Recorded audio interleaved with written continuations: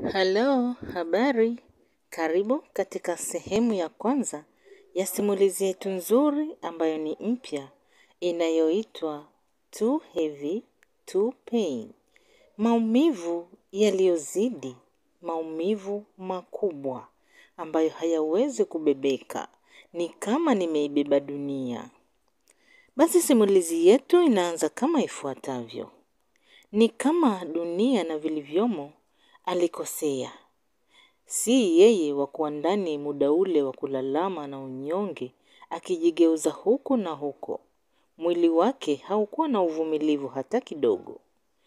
Huyu ni mwanaume ambaye ninamzungumzia sasa, akiwa amelala kitandani yuko hoi bin taabani. Kuna wakati alikuwa akishangaa na kujiuliza maswali ya kipuuzi.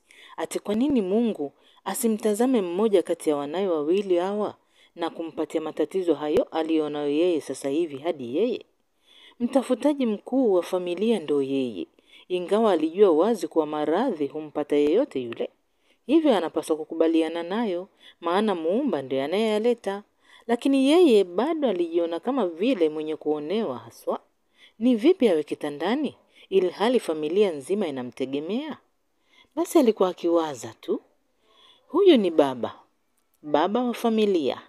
Kila akitazama kulia mwa ubavu wa kitanda chake alichokuwa amelala, alimuona mkewe akimhurumia. Kushoto mwanaye wa kiume mwenye umri wa miaka 13 naye alionekana akiwa katika majonzi. Hata hivyo mtoto mwingine mdogo mwenye umri wa miaka 7 mpaka 8 alionekana akiwa kakumbatia mikono yake huku mwili wake kauegemeza kwenye ukuta dhaifu wa nyumba. Bila shaka alikuwa mmoja kati ya wanafamilia wale aliyekamilisha uwepo wa watoto wawili wa kiume ambaye kwa wakati huo alikuwa kitandani bila kujitambua. Njaa iliendelea kumsukuma mtoto yule, lakini hakuhitaji kujionyesha. Hata kama angelia, ni kama vile angekuwa akiongeza machungu tu ndani ya nyumba. Alitambua wazi ndani hakukuwa na chochote kile. Hata hivyo, angemweleza nani? Mama yake mwenye mawazo muda wote? Hapana. Ama baba yake aliyekitandani akisumbuliwa na ugonjwa ambao hata hujulikani? Yote hayo kaka yake aliyatazama tu. Si kwamba vipimo havipo, ni jambo dogo sana kumchukua mgonjwa na kumpeleka hospitali. Lakini hata kama wangempeleka hospitali, hakuna ambacho angesaidiwa zaidi ya kutazama tu kama sanamu ya maonyesho. Hawakuwa na chochote kile ambacho duniani kinatambulika kwa jina la pesa. Ati hospitali mtu anapimwa bure? Haiwezekani. Hivyo ni hadithi ya kweli ndani ya vichwa vyao na matatizo, lakini kwa waliopata matatizo wanaweza wakaelewa. Kutambua kwamba pesa katika hospitali ina nafasi kubwa sana ili kupata huduma. Hali ya bwana yule ilionekana kuzidi kuwa mbaya sana. Hivi sasa alikuwa akianza kukoroma kama mtu aliye ndani ya usingizi mzito. Wakati kiuhalisia alionekana akiyatumbua macho yake, anaangalia vizuri tu, akijigeuza kama ilivyo kawaida yake. Maneno hayakumtoka mdomoni ila kwa dharura tu. Pale anapojitahidi sana akibahatisha kusema, akasema, ninakufa mimi. Hakika kauli ile ilimhuzunisha sana mkewe. Ingawa alijilazimisha kwa taabu kujibu, huwezi kufa mme wangu, bado tunakuhitaji. Hata hivyo mama, baada ya kukumbuka kuwa ni muda mfupi tu mumewe aliweza kupatiwa dawa aina ya mwarobaini na kufanikishwa kuinywa, lakini pia ndani ya muda huo aliitapika. Hapo ikabidi atamani kumpatia dawa nyingine kwa kuwa ile ya kwanza haijamridhisha hata kidogo. Zaidi aliishia kuiona hali ya mumewe inazidi kuwa mbaya. Shukuru, hebu lete mwarobaini tujaribu kumnywesha tena. Labda safari hii atakunywa, mama alisema. Mtoto yule mkubwa mwenye miaka 13 akanyanyuka na kwenda hadi nje, kisha akalifuata sufuria moja jeusi ambalo ndani yake ndo lilikuwa na maji pamoja na majani. Akachukua kikombe kimoja ambacho hakikuwa kisafi, akamimina maji yaliyokuwa ndani ya sufuria lile jeusi na kumpelekea mama yake. Yaani ile dawa alikuwa ameshaichemsha. Hapo mama yule akachukua kikombe na kuanza kumuomba mumewe afungue mdomo ili aweze kumnywesha dawa ile. Hata alivyofungua mdomo na kumnywesha dawa ile, ni kama hakuna iliyosaidia, maana ilijaa ndani ya mashavu tu wala isipite katika koromeo. Mwisho wa siku dawa ile ilishindwa kuvumilia na kuanza kutafuta njia ya kutokea. Tayari sasa ilishapita na kuanza kumwagika kwenye godoro dhaifu. Godoro ambalo lilikuwa limejawa na ramani za nchi mbalimbali ambazo hazijavumbuliwa katika dunia hii kutokana na kuchanganyika kwa maji na uchafu juu yake. Basi mama hakukata tamaa, aliendelea kummiminia mume wake dawa ile huku akimsihi ajaribu kufungua koromeo lake, lakini wapi. Yule mtoto mdogo mwenye miaka 7 ambaye muda wote alikuwa amesimama na kufanya kazi ya kuificha njaa yake aliyokuwa nayo, tayari tumbo lake lilianza kumuumbua. Minyoo ilinyonga na kutoa sauti ya mungurumo kwa njaa, kuashiria kwamba ana njaa kali. Inaunguruma tumbo krrr, huku akipiga mbinja kila muda, anapiga miayo. Hapo yule mtoto mkubwa, yaani wa miaka 13, akashindwa kuivumilia hali ile, akanyanyuka na kuliendea shati moja ambalo ni mfano wa tambara la deki. Kisha akalivaa bila hata kuaga, akaanza kuondoka. Shukuru, unaenda wapi? Huoni hali ya baba yako ilivyo? Mama yake aliuliza baada ya kumwangalia mwanaye akiaga, ili hali muda ule alitakiwa awepo pale kama mtoto mkubwa wa kiume. Naenda kutafuta pesa, alisema. Pesa? Mama akashangaa. Ndiyo mama, mtoto kwa jina la Shukuru alisema tena bila hofu. We Shukuru, wewe mdogo hivyo, pesa utatoa wapi? Unadhani pesa zinaokotwa Mama aliuliza. Nitajua huko huko. Sasa wewe unaona bora niendelee kushuhudia baba akihangaika na magonjwa ambayo hata hajapimwa. Wala niacha nikatafute hela mama. We Shukuru, hebu rudi hapa. Usije ukaenda kuiba vya watu huko ukaleta matatizo. Mama, tangu juzi usiku unga ulipoisha mpaka leo hakuna aliyekula chochote. Siwezi kukaa hapa kuvumilia hapa na kuyashuhudia yote haya. Mimi naenda kutafuta. Ona nani kama baba hapa. Tunampa mwarobaini unaotibu magonjwa ya tumbo. Je, tuna uhakika anaumwa magonjwa hayo? Shukuru aliongea, akashindwa kuvumilia na kujikuta anatoa msonyo wa hasira. Kwa kutambua maneno matupu hayavunji mfupa, hapa akaondoka zake nyumbani kwao, akimwacha mama yake akidondokwa na machozi, wala asijue nini cha kinafuata. Mdogo wake pia aliyatazama yote yale. Ingawa alikuwa mdogo, lakini moyo ulimuuma sana. Baba akaendelea kukoroma kitandani bila hata cha ziada. Basi mtoto mwenye hasira na maisha ya nyumbani kwake alianza kutembea mtaani huku na kule akitafuta kazi. Ni muda mrefu ulipita tangu aanze kuhangaika huku na kule. Alipita sehemu ambazo alitukanwa bila msaada. Kuna sehemu alihurumiwa, lakini pia kuna sehemu walimuona chokoraa wa mtaani. Nani mwenye kuwa na imani na chokoraa? Hakuna. Katika harakati zake alipita sehemu na kukutana na mgahawa. Akatazama kwa umakini na kugundua kuwa mtu aliyekuwa akishughulika na kazi ya eneo lile alikuwa ni mama mmoja mwenye uso mpole na lugha nzuri mbele ya wateja wake aliokuwa nao. Alipoangaza zaidi akabaini kuna rundo la vyombo, akatabasamu, likamtoka tabasamu nzuri, na hapo hapo akashikamana na mikono yake kwa furaha, kisha akaenda mbio mbio hadi kwa mwanamke yule. Alipofika alisubiri wateja ambao walikuwa na maongezi na mama yule wamalize. Hapo walipomaliza na yeye akatumia muda huo. Shikamoo mama, alimsalimu. Marahaba mwanangu, nikusaidie nini? Mama yule alisema. Mtoto yule ni kama alikuwa na hamu na swali lile kutoka kwa yule mama, akasema, samahani mama, naomba unisaidie walau kazi ya kukusaidia kuosha hututu vyombo. Mama yule akabadili kauli na kuwa mkali kidogo. Lakini kijana yule machachari katika mdomo alijitahidi kuyatumia maneno yake kiustadi. Mama yule baada ya kuona kijana ni mwingi wa maneno akasema, sina pesa ya kukulipa mwanangu, wewe nenda tu, nisije kukufanyisha kazi hapa bila malipo.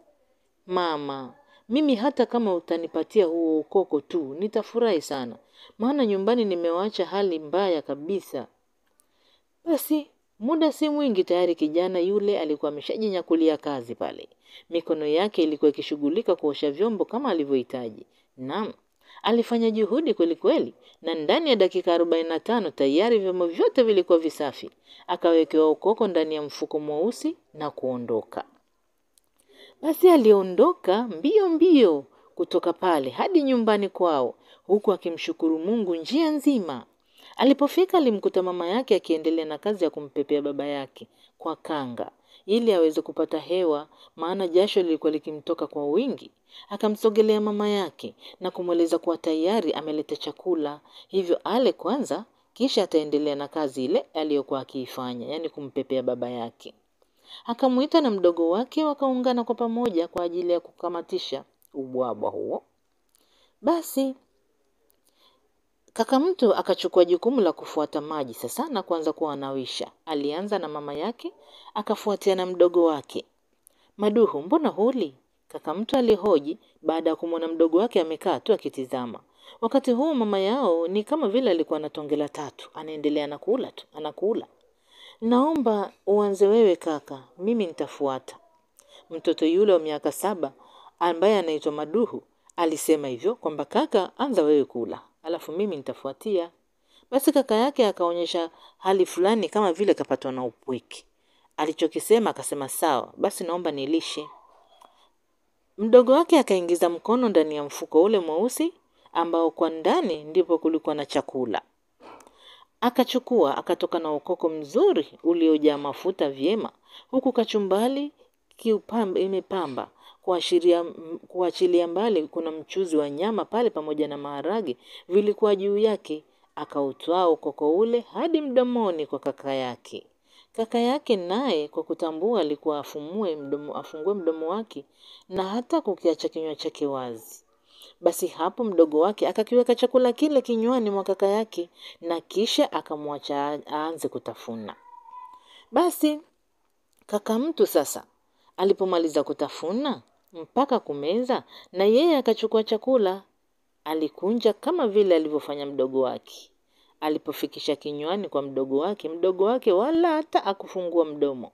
Alibaki akitizama tu kwa macho ya huzuni. Vipi, mbona huli wewe? Hebu achama basi, kaka yake alisema.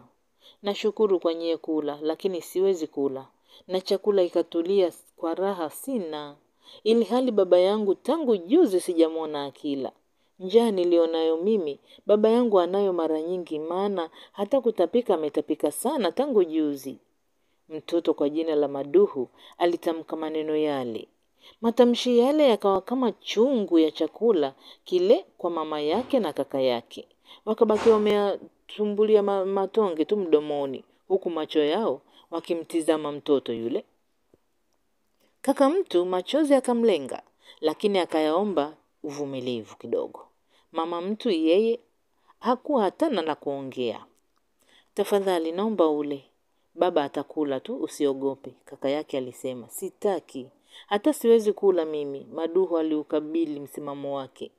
Hata hivyo leo asubuhi wakati wao umelala baba yako alikula na sasa hivi tunamlisha baada tu ya kula. Tunaomba ule mwanangu. Kwa kiasi fulani maneno ya mama yake yakawa yamemlainisha, akakubali kulipokea tonge lilokuwa hewani ambalo kaka yake alikuwa akigombana na mdomo kuliomba liingize kwenye mdomo wake. Basi furaha ikaingia, lakini furaha ile hata haikudumu. Ilitoweka ghafla baada ya mgonjwa wao kubadili ratiba. Hali ya kukoroma kwake walikuwa wameshaizoea na kuichukulia kawaida kidogo, lakini hivi sasa hakuwa kikoroma tu, bali alikuwa akivikaza viungo vyote vya mwili wake na kuwa kama vile anashindana na kitu fulani hivi. Hali ile ilipelekea jasho kuzidi kumtoka kwa wingi, macho yakiwa nje huku kayatumbua, misuli nayo haikuacha kumsimama haswa. Kitendo kile kilipelekea walaji wa chakula wakisahau chakula chao na kumkimbilia mgonjwa wao. Wakaanza kumuita, mwenye kuita baba aliita, mwenye kuita mume wangu naye pia aliita. Mume wangu, baba. Mtoto wake mkubwa wa kiume mwenye umri wa miaka 13 ajulikanaye kwa jina la Shukuru, hali ile alishindwa kuivumilia. Akatamani kuondoka nyumbani kwa ajili ya kwenda kwa mara nyingine mtaani kutafuta pesa ya kumpeleka mzazi wake ili akapate matibabu. Basi akatoka mbio mbio ndani kwao bila hata kusikiliza kauli ya mama yake wala mdogo wake waliokuwa wakimuomba. Mkononi alishikilia mkoba mdogo ambao aliuchukua ndani kwao. Mkoba ule Kwa ndani ulikuwa na vifaa vya kazi vya baba yake ambao ni kiwi pamoja na brashi kadhaa, huku soli fulani za viatu zikiwa ndani mle pamoja na uzi na sindano. Akaianza safari ya kuelekea mtaani.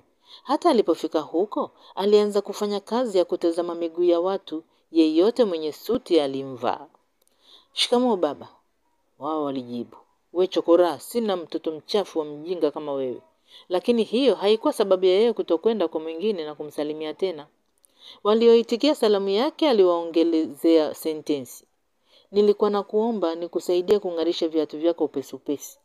Wengine walimdhihaki, huku wengine wakamkubalia akawang'arishia viatu vyao.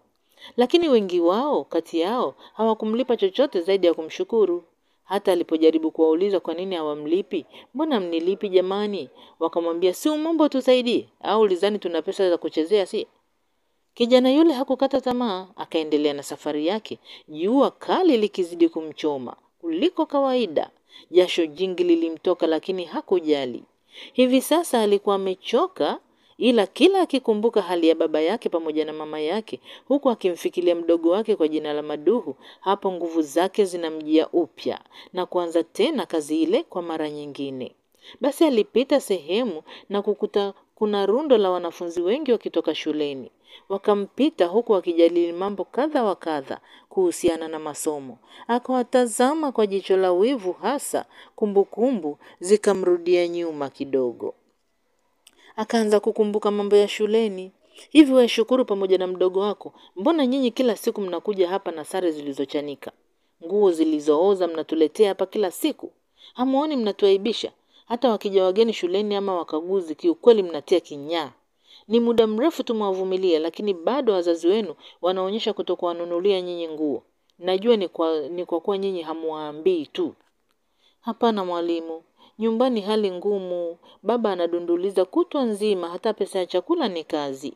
Kiukweli tuna wakati mgumu hadi tunashindwa kumwambia jambo hili la kutununulia nguo kutokana na tunamhurumia," Shukuru alisema bila hofu. "Kwa hiyo unanijibu eh?" "Sivyo, ninakueleza tu hali halisi mwalimu." "Haya, na hili swala la nyie kuwa na daftari moja, alafu mpo madarasa tofauti, linatekelezwa na nini? Kila siku mnakuja bila viatu. Sio dharau hizo?" "Mwalimu, ni mara nyingi sana tumekuwa tukimueleza kuhusu jambo hili. Nyumbani kipato chetu cha chini mwalimu." "Ni baba gani huyo mwenye malengo na wanaye ambaye anakuwa wasome bila kuwa na mahitaji? Baba gani huyo? Huyo si mpuzi." "Sasa nasema hivi, leo nawafukuza shule. Chukueni na hii barua, sitaki kuwaona tena. Mkirudi hadi muhakikishe hapa mnakuja na sare za shule na si matambara ya deki kama haya. Viatu vije, madaftari pia. Halafu msisahau na pesa ya mlinzi wa shule na walimu wale wa kujitolea." "Lakini mwalimu, tunapotea hapa, sihitaji mjadala." Kumbukumbu za Shukuru ziliisha ghafla baada ya kumwona kijana mmoja nadhifu aliyeonekana kavalia mavazi smart, huku pembezoni mwa kijana huyo kukiwa na mwanamke aliyevalia mavazi yale yaliyompendeza sana. Shukuru alistaajabu sana kuwaona, na baada ya kuwaona akawaza, lakini kabla hatujaendelea mbele, ninaomba tuishie hapa kwa leo. Karibu katika sehemu nyingine inayofuatia ya simulizi yetu nzuri hii ya Too Heavy na Too Pain. Ni kama vile ameibeba dunia kwa maumivu makali anayoyapitia. Asante kwa kuwa nasi mpaka mwisho, na kama ni mara yako ya kwanza, ninakukumbusha usisahau kusubscribe ili uweze kuangalia video zingine zinazofuata. Asante na kwaheri.